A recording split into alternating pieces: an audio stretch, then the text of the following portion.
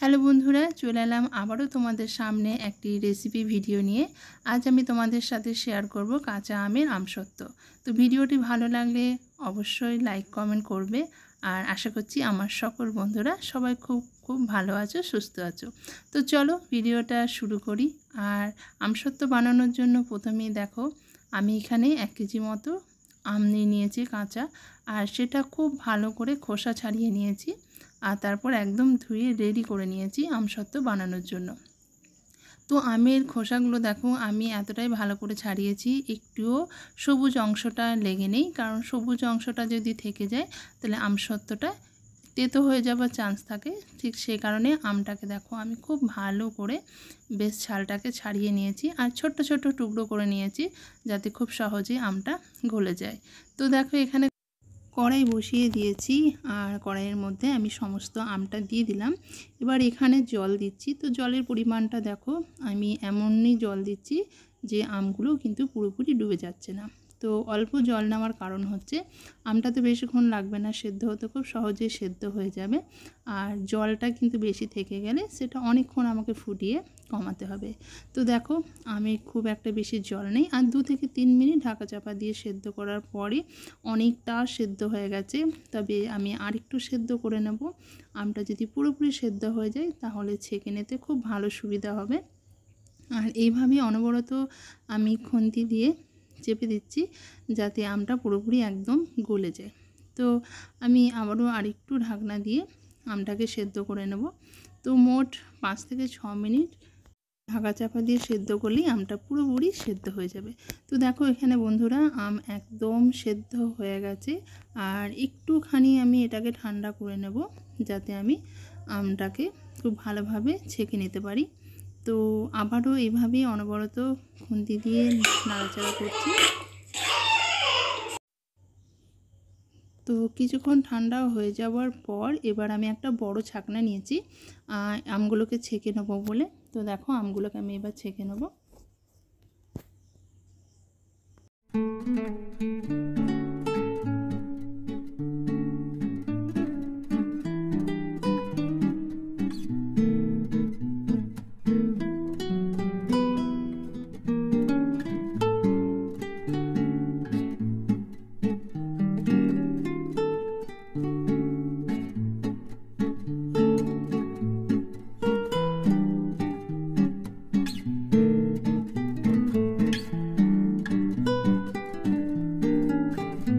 তো বন্ধুরা দেখো আমটা খুব সুন্দরভাবে ছেঁকে নিয়েছি, আর এদিকে আমি কড়াই বসিয়ে নিয়েছি। তো সবার প্রথমে বলে রাখি, যেহেতু এটা কাঁচা আম খুব একটা সুন্দর কালার হবে না, ঠিক সেই কারণে আমি এখানে চিনির ক্যারামেল তৈরি করব।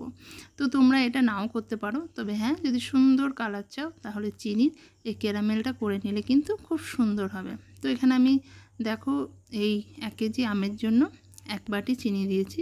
তো যেহেতু কাঁচা আম প্রচণ্ড টক, তো সে কারণে চিনির পরিমাণটা একটু বেশি রাখতে হবে, না হলে একদম টক থেকে যাবে আমসত্ত্বগুলো।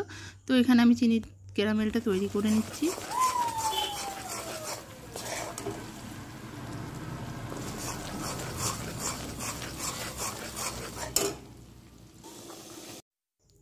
তো চিনির ক্যারামেল তৈরি হয়ে গেছে, আর খুব বেশি আমি এটাকে কালার আনবো না, কারণ এরপর যদি একটু বেশি মানে কড়াইয়ের মধ্যে রাখি তাহলে সেটা তেতো হয়ে যাবে আর খেতে ভালো লাগবে না।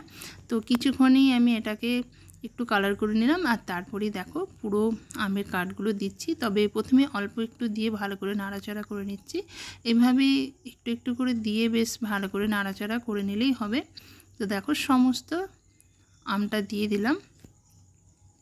এবার এটাকে আমি নাড়াচাড়া করেই যাব যতক্ষণ না আমার এটা হয়েছে।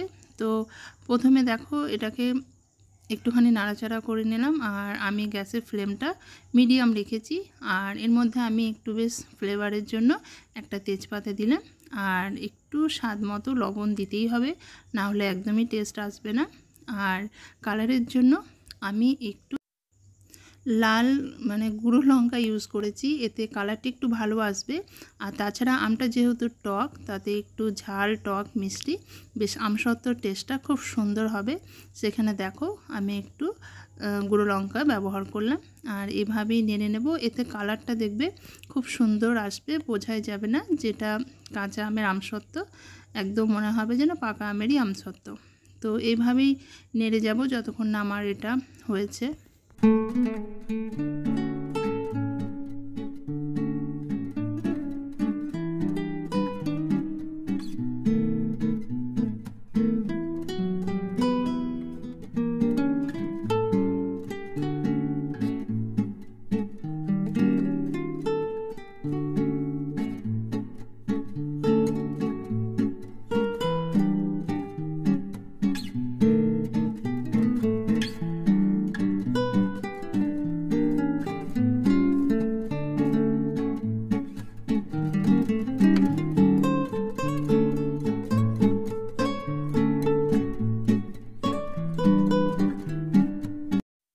তো বন্ধুরা দেখো, মিডিয়াম ফ্লেমে 15 থেকে 20 মিনিট এভাবে অনবরত নাড়াচাড়া করার পর আমি একটু টেস্ট করে দেখেছিলাম।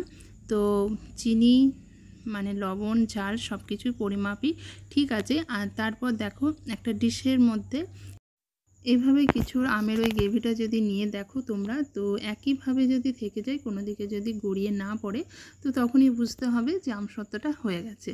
তো এরপর আমি এবার গ্যাসটাকে বন্ধ করে দিচ্ছি। আর কিছুক্ষণ আমি অপেক্ষা করব এটা যাতে একটু ঠান্ডা হয়ে যায়, তারপর এটাকে আমি থালায় ঢালবো। তো এরপরে দেখো আমি এবার গ্যাসটাকে বন্ধ করে দেব, হয়ে গেছে পুরোপুরি। আর কালারটা দেখো কত সুন্দর এসেছে। তো এটা শুকানোর পর আরও সুন্দর কালার আসবে। তো এরপর আমি দুটো থালা রেডি করে নিচ্ছি, যেখানে আমি এটাকে ঢেলে নেব। তো থালার মধ্যে আমি সর্ষের তেল দিয়েছি। তো সর্ষের তেল দিলে খুব ভালোভাবে উঠে আসে। তো এইভাবে হাত দিয়ে পুরো থালাটাকে আমি তেল দিয়ে নেব, কারণ পুরোপুরি অনেকটাই উঠে আসবে আমসত্ত্বটা। তো চারপাশগুলো মানে সাইডগুলোও খুব ভালোভাবে তেল দিয়ে নিতে হবে, আর ওখান পর্যন্ত উঠে আসবে আমসত্ত্বটা, কারণ আমি যেহেতু একটু মোটাভাবেই আমসত্ত্বটা বানাবো। তো এইভাবে চারপাশটা দেখো তেল বুলিয়ে নিচ্ছি, আর পুরোটাই আমি হাতের সাহায্যে করছি।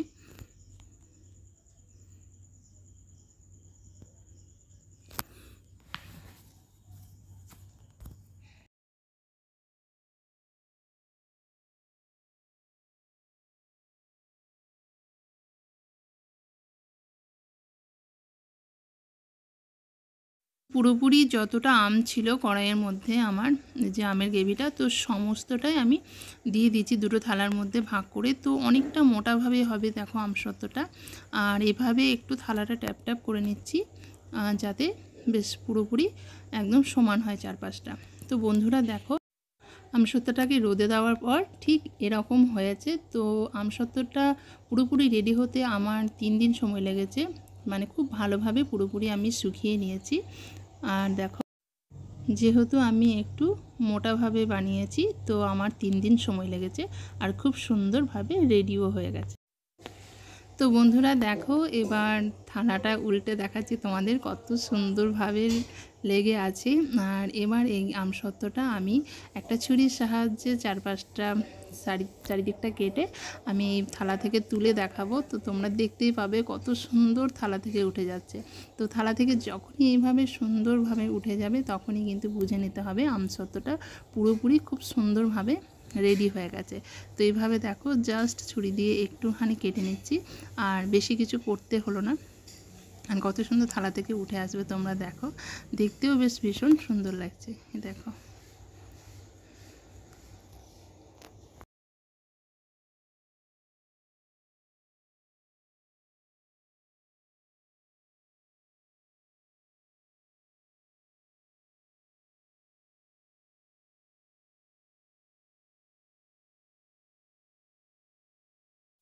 তো দেখো কত সুন্দর দেখাচ্ছে, আর আমসত্ত্বটা তোমাদেরকে আমি কাছ থেকে দেখাচ্ছি বেশ কতটা মোটাভাবে বানিয়েছি। এভাবে মোটাভাবে বানালে না মানে দেখতেও খুব ভালো লাগে আর খেতেও কিন্তু ভীষণ সুন্দর লাগে। তো তোমরাও অবশ্যই এভাবে বানাবে।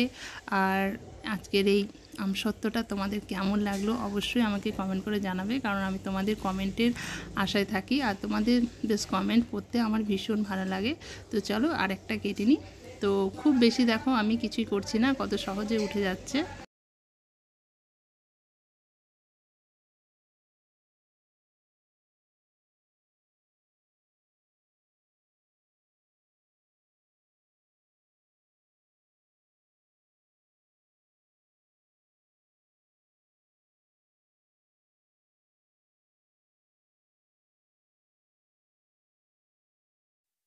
তো চলো এবার পুরোপুরি আমসত্ত্বটা একটা শেপ দেবো। তো আমি এরকম লম্বাভাবে কেটে নিচ্ছি, আর আমি রোলভাবে শেপটা দেবো, ওটা আমার বেশি দেখতে ভালো লাগে। তো চারিদিকটা দেখো এভাবে কেটে নিলাম ছুরির সাহায্যে, আর হাতে করে এভাবে রোল রোল করে নেব। তো এই রোল করে নিলে এটা দেখতে ভীষণ ভালো লাগে।